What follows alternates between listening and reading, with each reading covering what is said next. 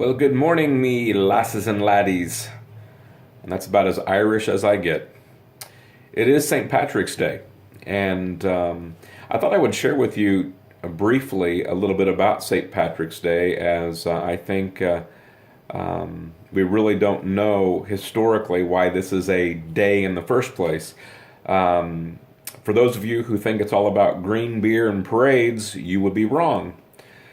St. Patrick actually was a man who lived in around 400 AD, 430 AD, in that time frame. And he actually ended up in Ireland as a slave. He was captured by pirates. He was made to do forced labor, a shepherd for his master for 6 years before he escaped and went back to his homeland of Britain.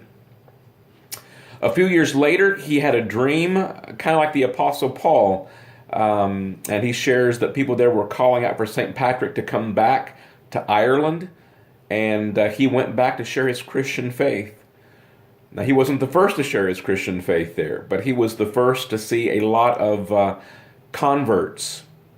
And so St. Patrick truly made a difference in those folks' lives. You know, there are many legends about St. Patrick's. For instance, him ringing a bell and driving all the snakes out of Ireland. Well, according to what I can find, Ireland never really had a problem with snakes in the first place.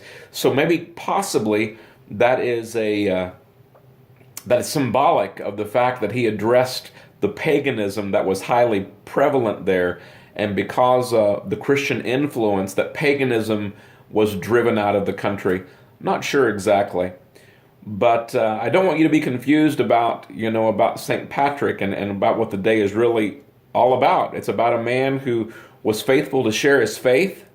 And, that's what we're called to do as Christians. We are called to be faithful to share our faith. And the reason being, for God so loved the world that he gave his only begotten Son, that whoever believes in him should not perish, but have everlasting life. So on this St. Patrick's Day, don't focus on the fact that you can go out and drink a lot of green beer, which I won't be partaking, but that we can remember a man who was faithful to share Christ with folks who desperately needed him. And don't we all? God bless you. Have a great weekend. I'll see you soon.